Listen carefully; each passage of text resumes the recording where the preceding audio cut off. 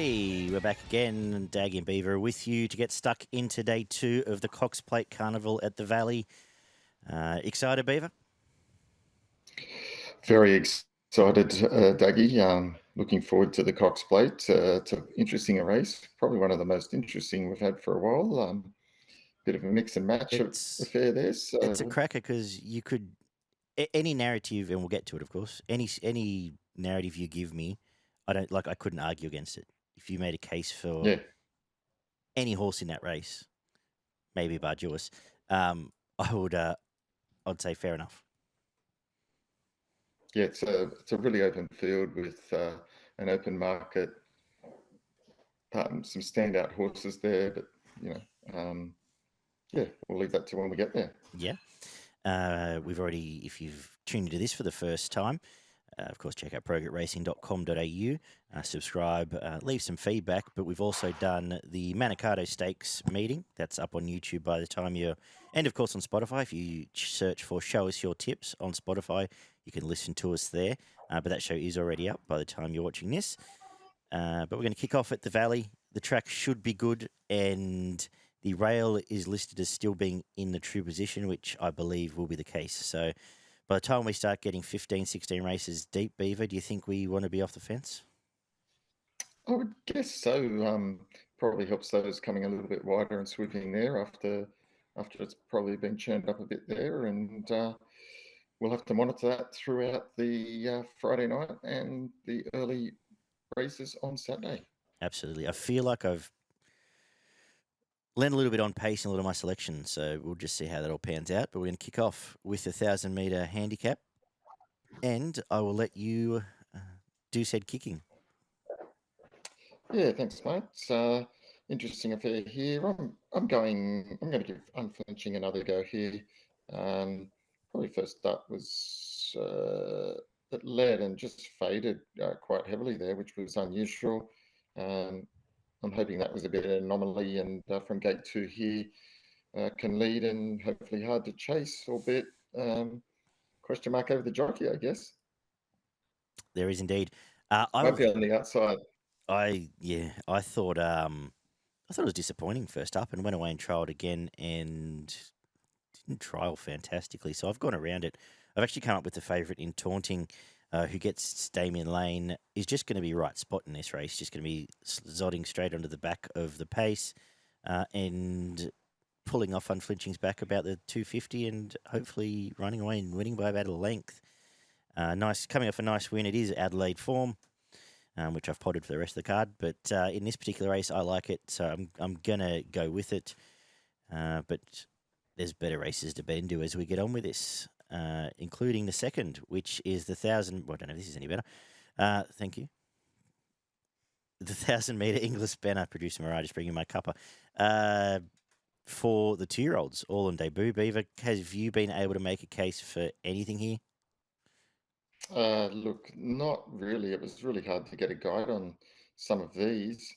I was leaning towards number 13, Immortal Star from the O'Brien camp. I thought it could run really well. Drawn off the track, though, which in gate 12 was had me a little bit unsure, but in an open race, that's the way I've kind of led here, if to give the punters a bit of a guide. I can't really advise a lot. They're not. There's no Easter graduates here. That is a restricted English race. There's nothing from the Easter sales, which means no top liners. There's no expensive. These are all B graders. And I thought maybe a horse like Caprioco and Chosen Legend with different connections may be shorter in the market off some okay trials, but they all trialled okay. Watch and learn. And then cheer him on at Warrnambool over the jumps in 4 years. The third is the Tesio Stakes over 1,600 metres for the girls. And two hopes here. And I really wanted to be more bullish about finding Thalassophile. Third up off some Sydney form. Hit the line well with J-Mac. But I couldn't get past Wish or Lass. I think she's just going to have complete control and do exactly what she did at Caulfield, where got to jiggy jog for a good 800 metres. When she finally got challenged, was able to fight back From gate 1, unless she's pinned in there and the inside's absolutely no good, I think she'll win again. I think they're the only two chances. Because I don't have much else to add. Beaver? Yeah, I've gone the same way. Wishlaw Last looks really hard to beat again here. Got to carry the 59, but gate 1's perfect. Damien Lane should give it the ideal run here. It holds the key leads, and flying at the moment, certainly hardest to beat. Awesome. The fourth is a 1,200 metre Crockett Stakes, a listed race for the 3-year-old fillies. And as I said, this is a phrase that's going to come out a little bit for the rest of the night, but this is Inhibition's race. I think she's been going really well. Went out to the 1,400 metres, where maybe didn't quite get the distance. Comes a step back in grade, gets a great run for Craig Williams. And if she's going to get one in this prep, another one in this prep, it's this one. We are getting 6 runs deep in for a Godolphin runner, which is my big concern and is probably a bigger concern than the only reason I haven't really stamped it. But it's on top from Gumdrops, who I'm convinced is a nice horse, nice redemption. Damien Lane, double figures, is going to be right on pace, if not leading. And I think Floozy is a nice horse too, well-bred and very impressive last time out. Could be the swooper and the fresh blood on the scene here. How'd you line them all up? Yeah, it was tricky to line all of these up. I thought Floozy was a really good chance as well. I tossed up between Floozy and Solitaire. I landed on Solitaire. Liked its first up run. Thought it got home really well. I think it might get the sit on some of these. And I thought it could run really well. So I got Solitaire on top to beat Floozy, but maybe backing both of them. Beauty. Cool. The fifth is the Mile, the Crystal Mile, Group 2. Disappointing field, but one of them's got to win, Beaver. Who's it going to be? Yeah, I like Antino here. I think it can break through in this. I really liked its second last start. Thought that was pretty good. And I think it's going to be hard to beat again here with the right run. Yeah, on top, gets Bishin. When you watch back that 2-rack and watching it live, I had backed Antino and I did the half walk-off thinking it was just going to bolt in. Unfortunately, it didn't. But this is the right race here, and I don't think there's too many chances. I would have absolutely been terrified of Tuvalu, but jockey booking leaves me cold. And Prowess, yes, was impressive, toweling up some 3-year-old fillies. I don't think we've seen many of those 3-year-old fillies it towed up come out and win another race since. So question mark on the form, but gate 1, I suppose you've got to make it the main danger here. The 6 is a mile. Oh, you're expecting something No, from me. You're expecting something from me late. there. No, I think you're right, but I think Antino just gets the right run here. And the best thing is, Blake Shinn, and you've seen it in Queensland too. If there is no pace, Antino can lead. Yeah, and it was pretty good last. It was good. Yeah, I know it got beaten, but that was a good win by the other horse, and it fought on nice there. And I just think Moonee Valley will suit it as well. The 6 is a mile fillies race, 3-year-old fillies here, Group 2 level. And what do you think? Yeah, tricky race. This very open race. Wasn't sure about some of down the lower in the market, but I come up with 2. And I've settled with Carina Queen from the Beg stable. Third up here, loved the last win. Thought it was really good here. Thought the gate was a really good, 4 gates really good. Can get it in the running line here, and I think it gets a sitting shot on these. I think it might have a bit more upside and a bit more improvement, and I've got it on top. I think 750 is pretty good price. Main danger broadcaster. I found Carina Queen too. It's funny because in my head that race at 1 was a hot form race. When I went back and actually looked, only Zardozi's did come in out and bowled in from it. But she chimed in and ran well there, and I was surprised she was so long. I thought she'd be close to favourite. Gets a lovely run for Mickey D. On top for me, I'm going to make a case for Captain Amelia here. Comes through those Sydney Group 1s, chasing Tropical Squall and co. And was good closing off late there. Finished right on the heels of the place getters. Gets J-Mac, gets a swooping run, and is a live chance. And Skybird has been very impressive. Hasn't beaten any much yet, but has done it stylishly. And by this stage, gate 11 might be a plus. I think they're the key three for me. The 7th is a 20-40 metre Drummond Golf Vase, where I really wanted to be bullish on Verdad, but I've actually talked myself into being bullish on the Sydney side of here, on Port Lockroy. You found it, didn't you? It was right on the heels of, if you go back to that run 2 starts back, it was right on the heels of Tom Kitten, who would be even money here, and probably unlucky in that. It was unlucky in that race. Basically went to Kensington. That was a barrier trial. Jogged up, beat up some older horses. Comes here, gets Mickey D. Inside gate, maybe a concern, but it's $8 on top. And as you're about to elaborate on, I'm fairly keen. I'm going to make the main danger Koning, who comes down Miles Suits now for Zach Burton, coming off some Sydney form as well. And Verdad, as I said, I thought that's where I'd end up initially. If you're happy to take that Guineas form, go for your life. But anything you want to add, Beaver? Not a lot. I've gone exactly the same way. I like the Sydney form coming down here.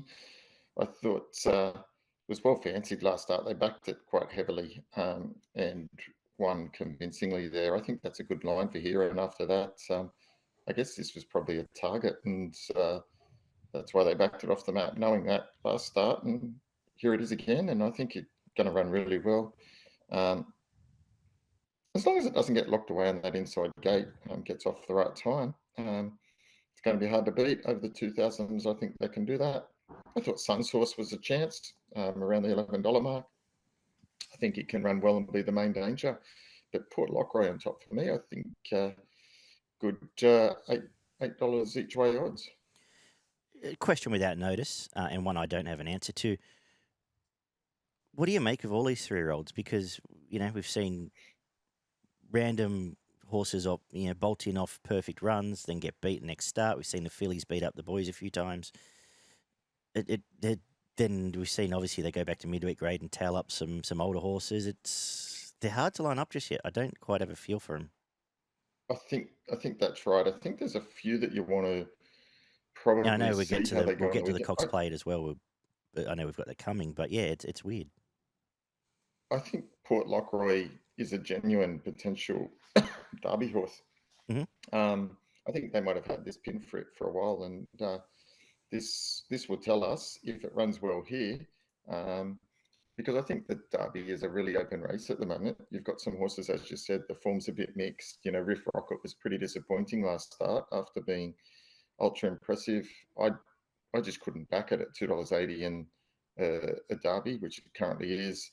Obviously, Tom Kitten at Randwick on the weekend is going to give us a good guide for the Derby. I think at $5 at the moment, that's quite juicy odds, to be honest, because I think if it comes out and wins tomorrow or Saturday, it probably firms into favourite there. Who I'm warming to is, just while I think of it,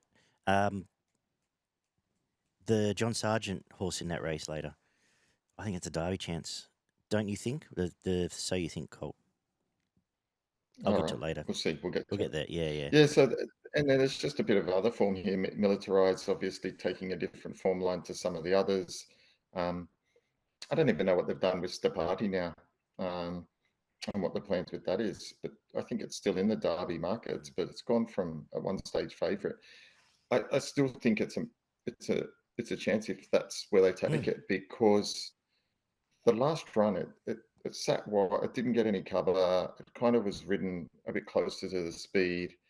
I think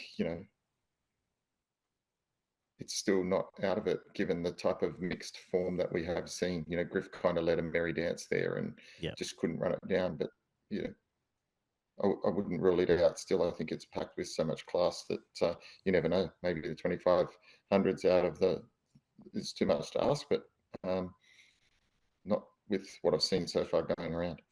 Well, actually, Saturday's probably the first real glimpse we get to see of some of that form out of that race now.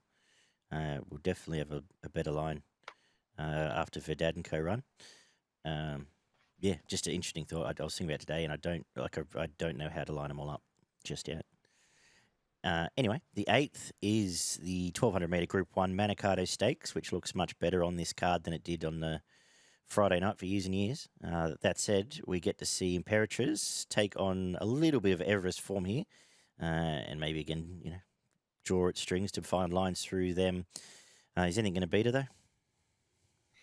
No chance. It's only 7 in it. And I just don't see it. I just don't see a danger. Just be too good for these. Nothing much else to add. It can sit where it wants. It can go where it wants, and it'll beat them however it wants. Yes, it will. That's it. She'll win. Let's move on. The feature is the Weight for Age Championship of Australasia, the 2,040 metre Ladbrokes Cox Plate, and we've got a cracking field, as I said earlier, a bit of everything, and I will let you go first. Thank you, mate. What a race. Really interesting race here. I've narrowed it down to two, with a third as a maybe. But what an outstanding field. I'm going to go for Fangirl. Yeah. On top, filthy that it beat Brightside last start, because I thought Brightside was a special, but Fangirl is a horse that I had been following and tipped first up and jumped off and paid the price. So I'm going to get back on here. Zachy Purton, gate 9. I think that sets up well. Obviously, a little bit of question mark over the 2,000, but that could be said for potentially a couple of these that are in the market, such as Mr. Brightside. I just think Fangirl's might have the better of it over the 2,000. Looking at that distance, I'm just a bit sure on what Mr. Brightside there. Obviously, full of potential, but maybe just done with its prepper here. So I've got Fangirl on top. Alligator Blood, I think, is an absolute genuine chance here. I think the race could be run to suit. Gate 5 is perfect. It can either take up the running here or can just sit behind it. So I think that suits, and that makes it super hard to beat. It will get the distance. The pressure will go on early, and it's a tough horse. We know that it is a very tough horse.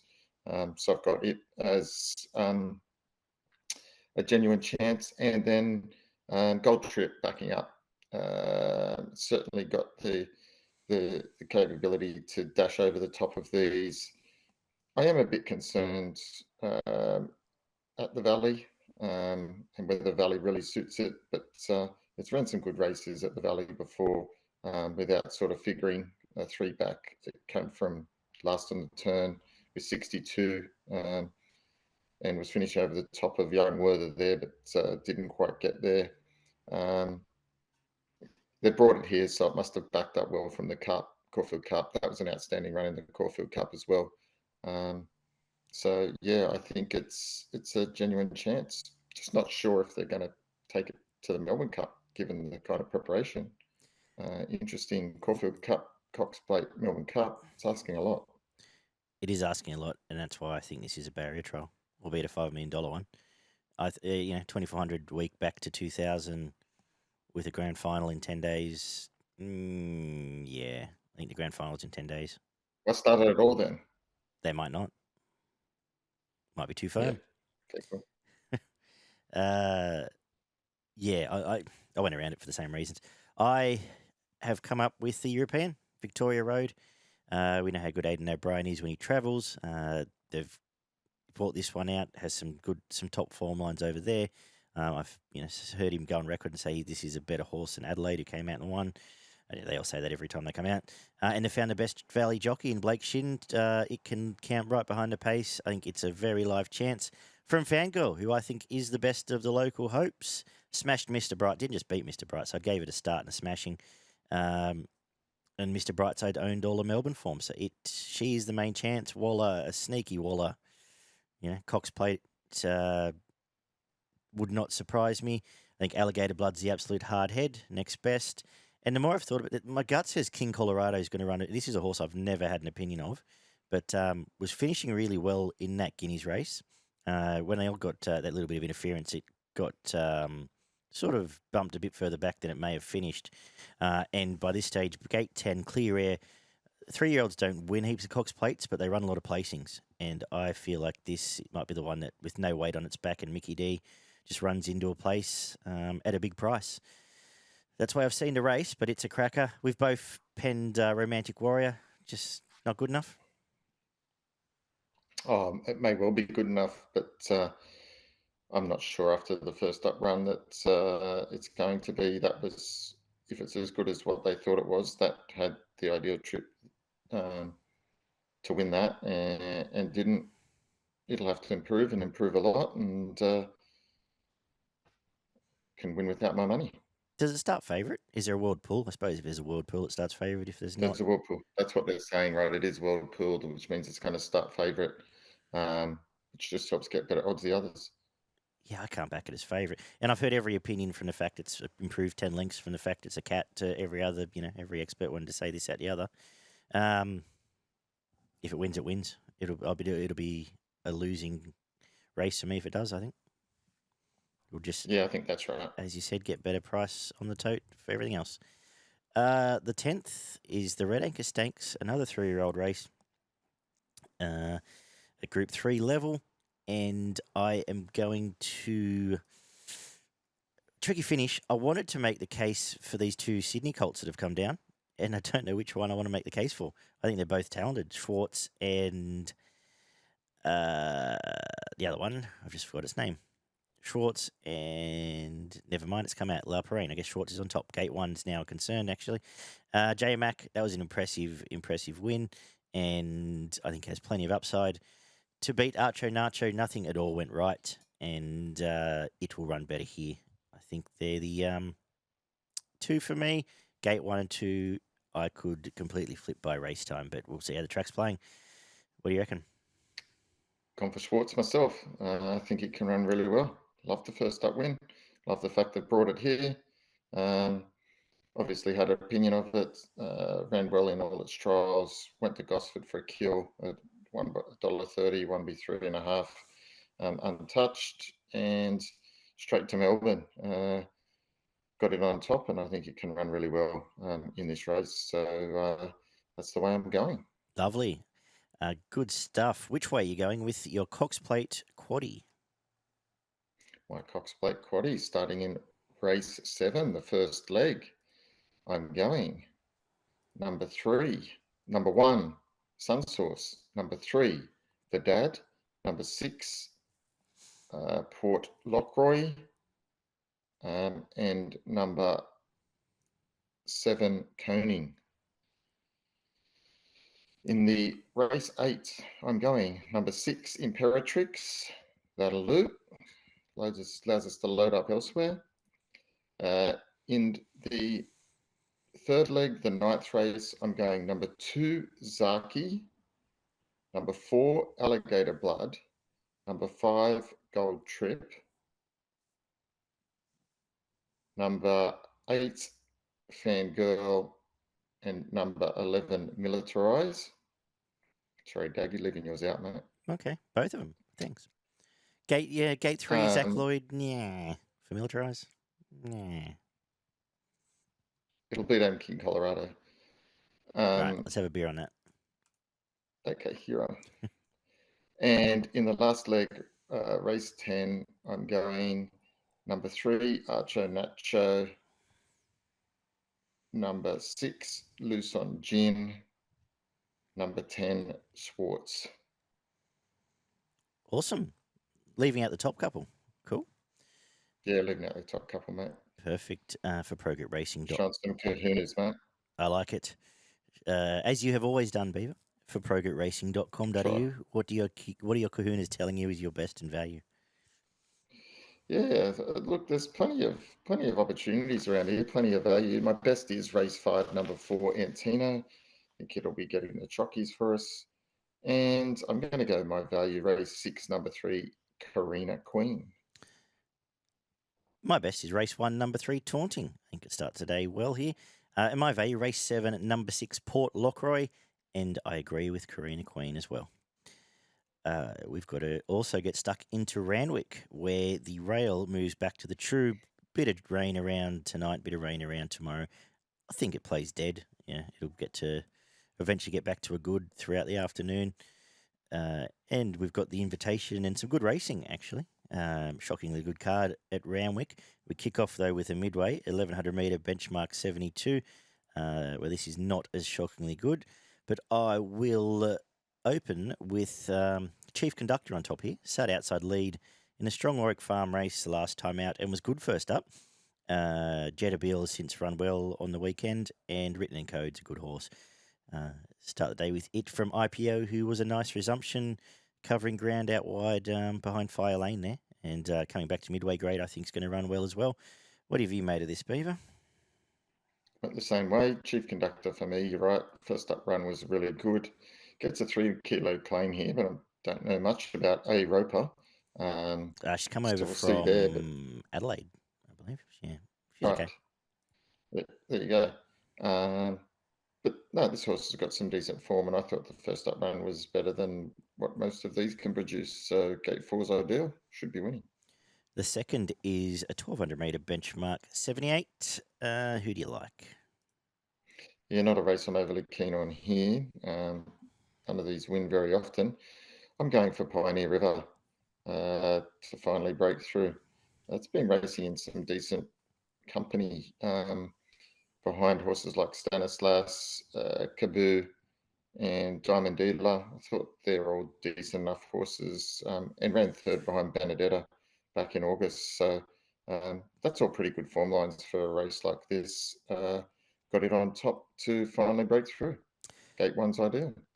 This is Pioneer River's race. If she's going to win one, this is it. Going really well, and as you said, short margins to good horses, and finds a barely midweek race. I think around $4 is a lovely bet. From Capistrado, who gets Hippo and was out of play as soon as it missed a start at Warwick Farm, will run better than that here. I think there are two key hopes. I don't think there's much else here. If you want to cover both, I think you get a result pretty much. Nice little betting opportunity. The third is a highway handicap, 1,200 metres. And you want to, so go on. Ring a ding ding, number 11 will win. Florino from the Massara stable. Resuming here, but when last in work had some excellent form. Only had the 4 starts, 3 of those a win and a second. This is a very winnable highway race and expected to run well. Got the ideal draw and got the good jock on board. Absolutely is. From north of Eli, who we get Matt Dunn in a highway. That was a good run up in Queensland behind a good horse there for Sweet Mercy. It's a horse's name. Horse that's got some ability. Show me Mercy. It will run well here off that setup. Gate 17 will need a little bit of luck, but I think fills a hole. And Iron Will is the honest on pacer. That is up front. But my opening notes were I'll just let Beaver tip Florino. The fourth is a mile benchmark 78. Better the day for me here is Sequestered. Come back in great order. Lovely horse, has bolted in twice. The form stood up out of that. Gets a great run, wins again. This is another another midweek race essentially. The fact they put up 360 apparently seems pretty generous. The danger is A. Bullock here. Colour Sergeant had a poke around first up, just poking along the fence over an unsuitable distance. Has gone away, won a trial, come back, and has got a swooper's gate in his 20s. I think it's going to run better than that. And again, fairly keen on the race, Beaver. Yeah, I'm keen on Sequestered as well. That was an excellent win last start. Chimed in nicely after a lovely run and put pay to him quite convincingly there. Hard to beat, gets an even better draw here, and the 1600 is an ideal setup. The fifth is the listed Brian Crowley Stakes for the 3-year-olds. And if she was ever going to win a race, it's this one. I speak of Mumbai Muse, who has run really well every start of her career and spent the whole time in group racing. Has gone away, had a tick-over trial win. Gets Tommy Berry, who's come back fairly well since he's come back from his suspension, once he's got warmed up. Andy's on top from Armed Forces, who is another one looking to break the maiden. Was saved from Wednesday, but that run at the Valley last time I thought was actually quite good, and runs well here. I know I mentioned La Perrine down in Melbourne. Oh, that was the one I was going to mention, so I suppose must come here and run well. But what do you think? Yeah, I got it on top, La Perrine. Mhm. I like the fact they've kept it here. That's a good pointer for me. And we had the one start, one win, and that was impressive enough. I got it on top. Hardest to beat Keenan from the Waterhouse Bot stable. That was good. Last start, controlled the race and won at a very short price. If it keeps improving, which I suspect it will, it's going to be hard to beat here. I think those two will fight the finish out. Nice little Nello. A bit of value around it too, which is good. The 6 is the Craven Plate, a Group 3 race, a weight for age over 1,800 metres. And how do you divvy up these pack chasers? Yeah, I'm going to go for the one that won last start, number 10, Renaissance Woman. Yep. Third up here, chased hard last start. First up was only a length and a half behind Unspoken, and then comes out and wins at Randwick in a Group 3. Nice little win there.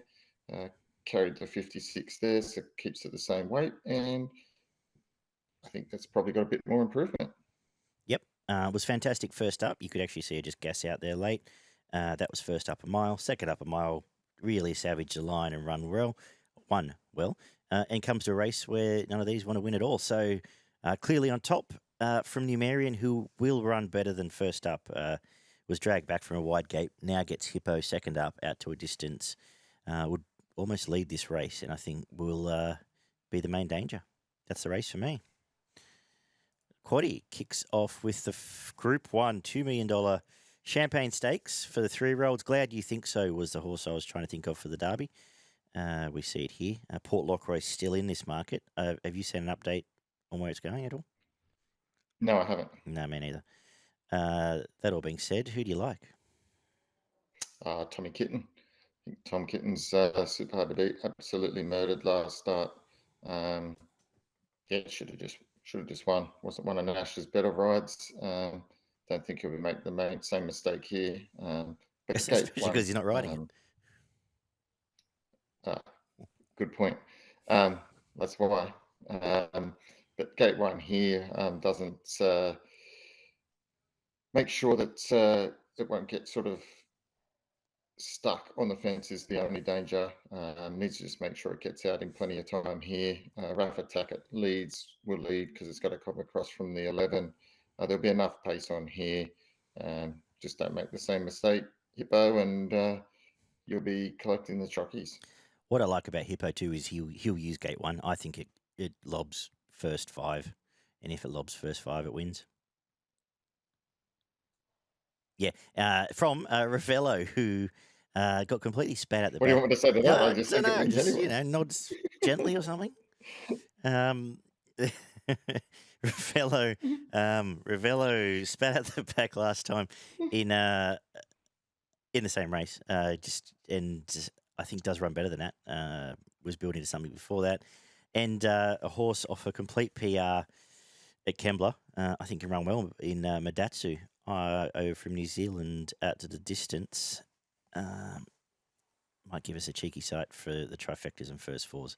Let's move on to the 1,400 metre, the invitation for several $1 million. 2 of them, in fact, for the girls, over 1,400 metres. And this is a good little race. I have to go with the one out of the Everest, though, in Espiona, who was okay there. But that was back from 1,400, where that was the 1,400 metre mare's grade before she smashed him. Comes back to mare's grade, bouncing off an Everest. I think is going to run well here. From Alentia, who finally draws a gate, has been stuck wide the last 3 starts. And Kathy, credit to her, Kathy's riding quite well at the moment, especially on these Waller chances. And we'll give you a sight here. Magic Time goes into quaddie, does lose Nash. And I wanted to make a case for these 2 Mar Eustace runners, Royal Merchant and Ruthless Dame. I think Royal Merchant does improve tremendously from first up. Couldn't really find the other one. That's about it. I think I've covered off the 4 or 5 key hopes, Beaver, but who do you think's going to win? I got another key hope, and that's in Opal Ridge, number 5. I think it can run really well here. I liked the last run behind Front Page. Front Page was, everything just went right for it. It was fully wound up last start for that win, and won convincingly there in the Kosciuszko. Opal Ridge ran a really nice race, chased hard. I think you can run well here. Gate 3. We know it's capable of putting in a big run in a preparation. I think this could be it. I think it's been set for this as well. And I think hardest to beat Espiona. The 9th is the Callander-Presnall Group 2 $1 million race for the 3-year-olds. Who have you found? Pretty straightforward this race, I think. Arctic Glamour, clear on top pick here, gets the inside draw, gets the right run. Perfectly ridden last start and put pace on comfortably. Don't see anything there that can beat it here, and this looks an ideal target. Yeah. On top, clearly, only bad luck beats it from gate 1. Look, if I'm looking for something outside the box here, I thought the Flying Trapeze might run better than 30s off breaking the track record, admittedly on an absolute lightning day 10 days ago, but hits a nice race here to run well again off that. So, yeah, a few disappointments away from it. So, yeah, one of the other good bets on the card is Arctic Glamour. The last is a benchmark 78, where I'm going to come home with 4 for Cindy. I liked that first up run. It was fantastic first up, actually. Went back to midweeks where it pissed in, heavily backed and did the job accordingly. Just gets a lovely run here from gate 7, 1-1, maybe 2 back running line, and I think she'll win. From Felix Majestic, who has put a couple together. I had everything go its way in those couple, but he's going to be in the right spot again here. And I'm just sick of Gringotts, so that's where I've gone for the other 2. What do you reckon? Yep, 4 for Cindy for me. We're going to finish the same way as you. Think it can run really well here. Like it third up now. Only beat by Sequestered. Looks hard to beat earlier in the program. And it drops 3 kilos on that.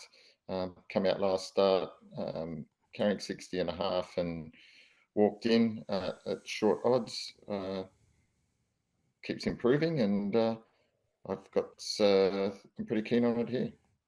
Awesome. For ProGroup Racing at .com.au, let's have a look at this quaddie. I'm going to go a bit wider in this first leg in the Champion Stakes, and just in case it all goes haywire for Tom. But number 2, Tom Kitten. Number 3, Gambare. Number 5, Glad You Think So, on the way to winning the Derby. 6, Port Lockroy, if it's here, obviously. 7, Ravello, and 10, Madatsu. Second leg, 2 Espiona, 3, Royal Merchant. 4, Ruthless Dame. 7, Magic Time. 9, Alentia. And a little sick part of me wanted to put Rosetta in. But anyway, the 9th is just going to be number 11, Arctic Glamour, maybe number 5, Flying Trapeze, if you really want the extra one. And we'll come home with 3, Felix Majestic. I will put 4 Gringotts in. 8, Bunker Hut, 10, 4 for Cindy. $100 gets you about 36% now, 35 and a bit percent. So for ProGroupRacing.com.au, I'm going to make my best on the card. Race 9, number 11, Arctic Glamour. And my value, a couple at a price I haven't necessarily tipped on top, but I think are over the odds. Race 8, number 9, Alentia, and race 4, number 4, Colour Sergeant. Beaver. Yep, my best is race 7, number 2, Tom Kitten. Got it on top, and my value is race 8, number 5, Opal Ridge. Awesome. Have you got anything up north? Got a couple up north for us. Race 1, number 5, Argyle Pink. Into race 2, number 3, Blackham. And then finishing off the day, my best of the day up there is race 10, number 8, Mullane. Resuming. Nice. I thought race 4, number 4, Rising Pacific, looks like it has some upside as well there. But Blackham caught my eye as well in the 10 seconds I spent looking around there. That is it for Show Us Your Tips. Of course, stick around, subscribe if you haven't already. And we do this show free twice a week, every week. And next week we're going to have 3 shows because Beaver's getting his Fascinator ready to head south to go to the Melbourne Cup Carnival. He's excited. and we'll be doing a Yeah. runner-by-runner preview, depending what state he's in. He should be fine. Well, he's been in Victoria, but he could also be inebriated. Runner-by-runner preview and a full preview of both the Melbourne Cup card and what is happening at Randwick, which is what's at the 5 Diamonds or something, some race there. We'll go through all of that, and we'll also have you covered for Oaks Day, and we'll have you covered, of course, for Derby Day and Champions Day, the last day as well. All ahead of us as we head into, I guess, the biggest week of racing on the national calendar, Beaver. Bloody love it, Matt. Awesome. Good punting, guys. Enjoy it this week, and we'll do it all again soon. Take care.